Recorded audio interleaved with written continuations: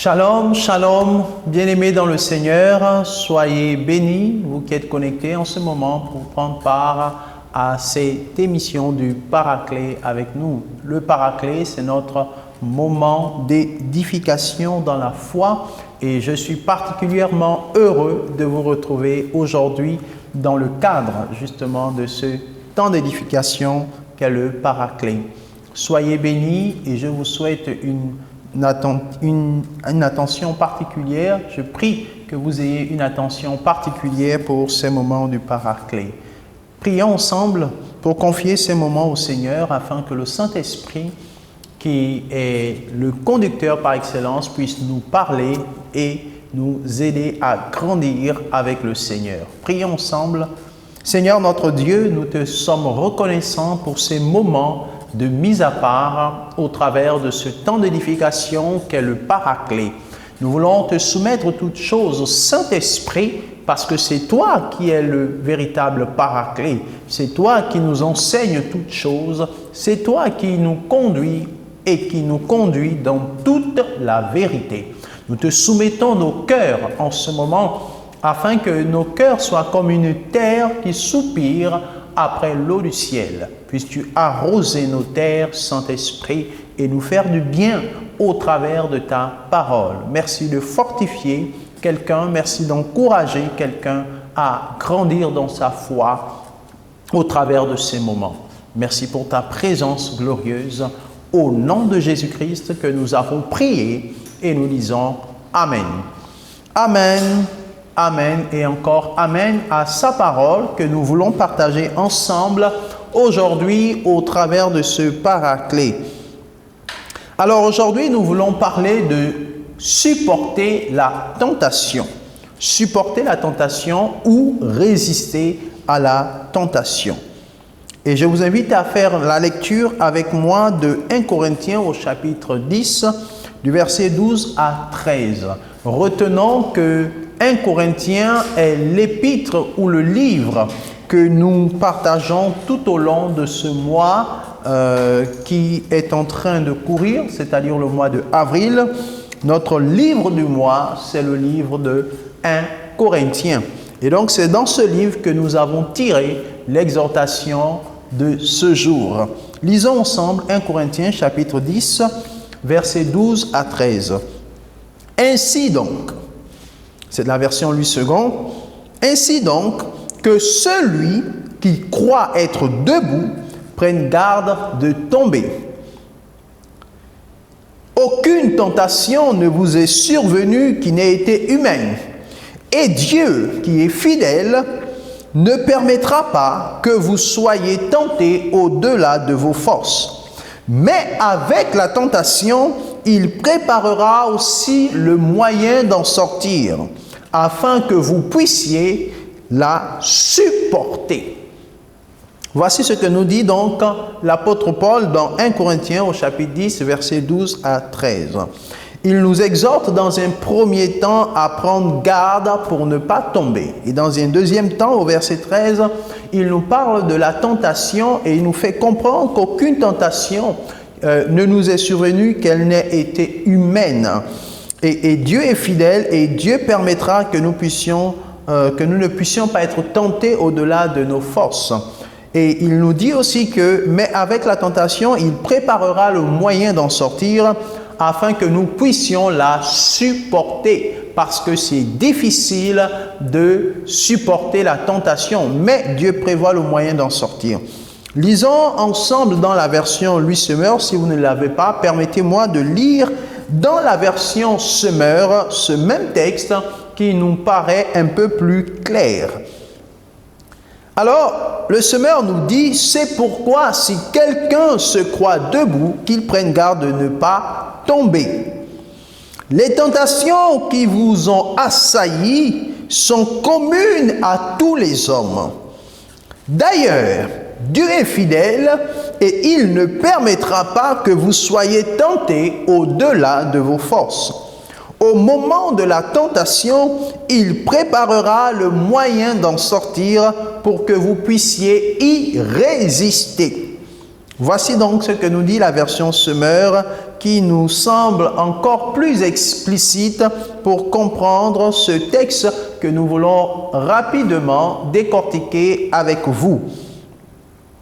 Alors, le contexte, il est bien costaud. C'est le contexte du peuple de l'église de Corinthe qui vit plus ou moins d'une façon un peu désordonnée, et l'apôtre Paul les recadre tout au long des différents chapitres de l'épître de Corinthiens. Et donc, ils sont sujets à des tentations, ils sont sujets à des épreuves, et plusieurs succombent. Et donc, l'apôtre Paul essaie de corriger cela. L'apôtre Paul essaie en même temps de corriger, mais en même temps aussi de les encourager à ne pas succomber aux tentations, mais à résister, parce que Dieu est avec eux même dans la tentation. Alors, en ce qui nous concerne, nous, spécifiquement dans notre contexte ou dans nos réalités, j'aimerais tirer donc de ce texte 4 points essentiels qui vont nous permettre de le décortiquer en quelques minutes. Le premier point, c'est l'exhortation à la vigilance de l'apôtre Paul. L'apôtre Paul nous exhorte à la vigilance. Et à la vigilance pour nous qui sommes enfants de Dieu, qui avons reçu Christ et qui marchons avec le Seigneur, qui sommes debout. Il nous exhorte à prendre garde de façon à ce que nous ne tombions pas aussi dans la tentation, ou au moment de l'épreuve, que nous ne puissions pas succomber. La question que l'on se pose, c'est comment prendre garde à nous. La réponse se trouve dans Matthieu au chapitre 26, verset 41. Jésus nous a laissé une consigne. Il a dit « Veillez et priez afin que vous ne tombiez pas en tentation. L'esprit est bien disposé, mais la chair est faible. » Alors, voici un premier élément de réponse, et l'élément le plus important que Jésus donne dans Matthieu 26, 41, c'est « Veillez et priez afin que vous ne tombiez pas en tentation ».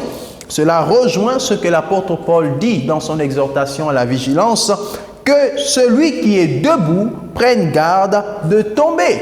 Lorsque nous marchons dans notre vie chrétienne, nous avons tout au long de notre marche parfois des embûches, des crevasses, des éléments qui sont capables de nous faire trébucher. Mais l'apôtre Paul nous exhorte à ne pas trébucher, mais à prendre garde.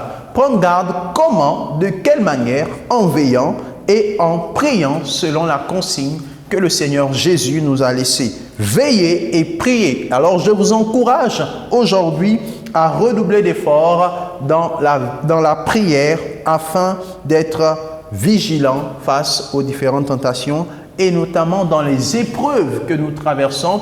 Dans les moments d'épreuve, il est facile de broncher parce que le tentateur, l'ennemi, vient nous suggérer des choses, vient parler à notre esprit, vient nous pousser à commettre parfois des erreurs ou l'irréparable.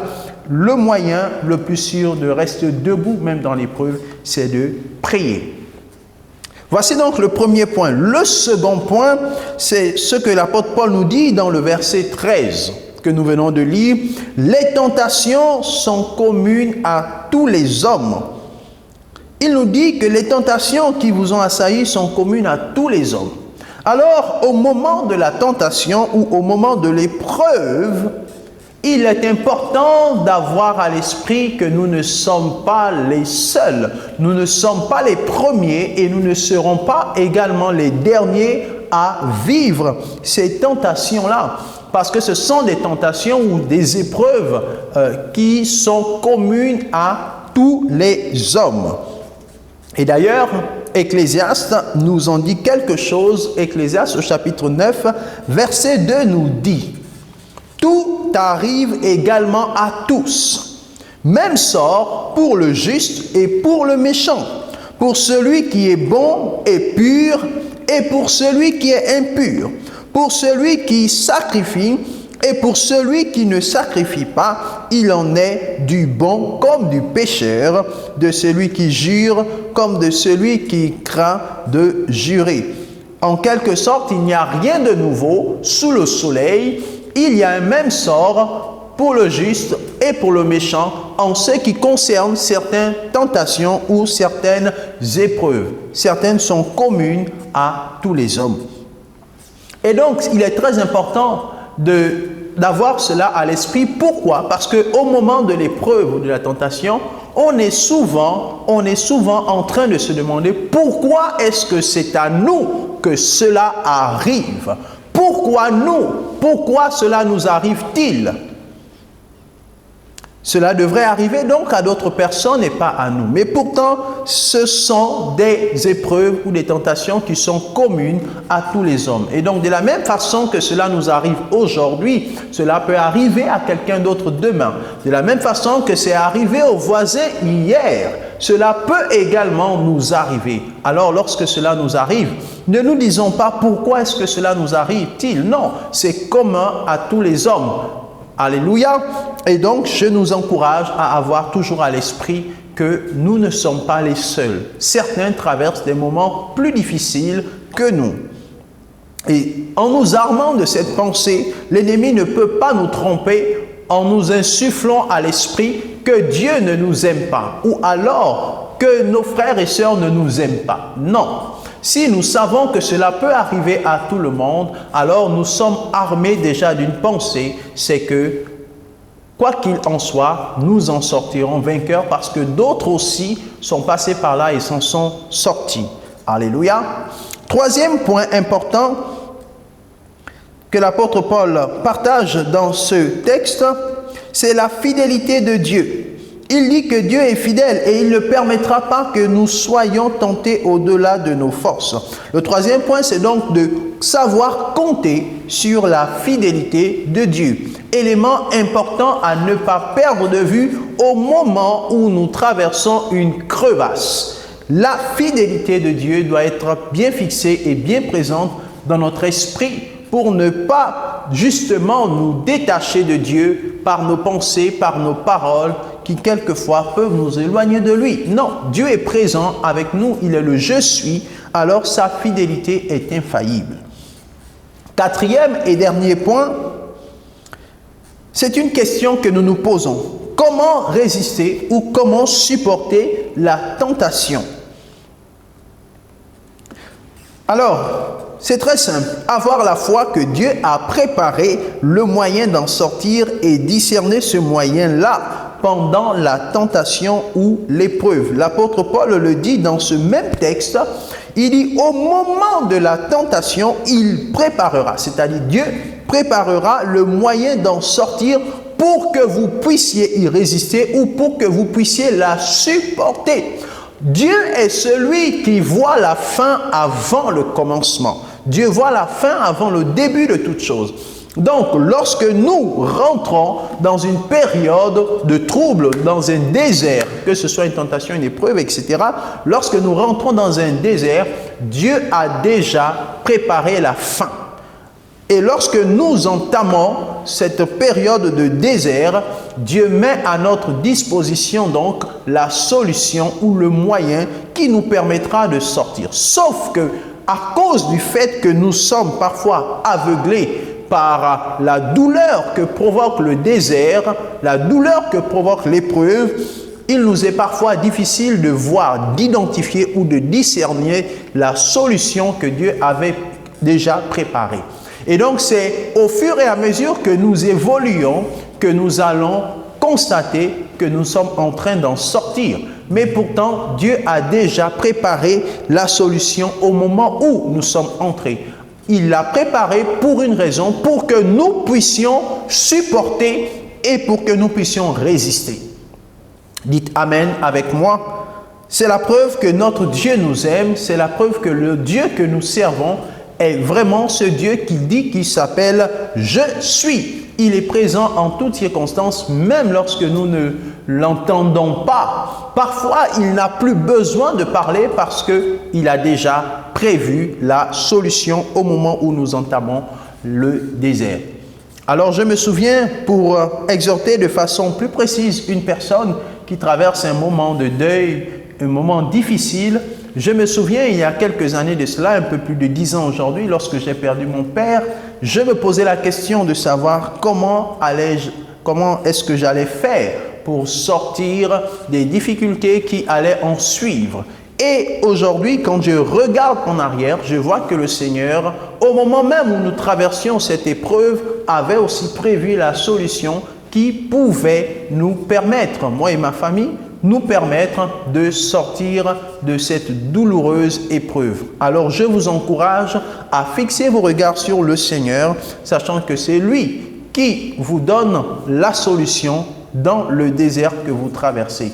Si vous traversez un moment de deuil, une douleur particulière, je vous encourage à avoir la foi en la fidélité de Dieu qui ne permettra pas que vous soyez éprouvés au-delà de vos forces. Mais même si c'est douloureux, Dieu a déjà préparé la solution qui vous permettra d'en sortir. Que Dieu vous bénisse. Dieu est avec nous dans la tentation, dans l'épreuve. C'est pour cela qu'il s'appelle « Je suis ». C'est le Dieu qui s'appelle « Je suis » selon Exode 3, 14. Que Dieu vous bénisse, que sa grâce vous accompagne dans les diverses situations que vous traversez. Soyez encouragés, soyez fortifiés par son Saint-Esprit. Que toute la gloire lui revienne. Au nom de Jésus-Christ. Amen. Merci pour ta grâce, Seigneur, que tu répands sur tes enfants encore au travers de ces moments d'édification. Bénis chacun, fortifie chacun et dans les diverses épreuves, dans les diverses tentations, que tu permettes à chacun d'ouvrir les yeux et de voir la solution que tu as prévue en amont. Que toute la gloire te revienne au nom de Jésus-Christ. Amen. Soyez bénis et à très bientôt pour un autre moment d'édification dans le Paraclet. Personne comme toi, Jésus. Personne n'est comme toi.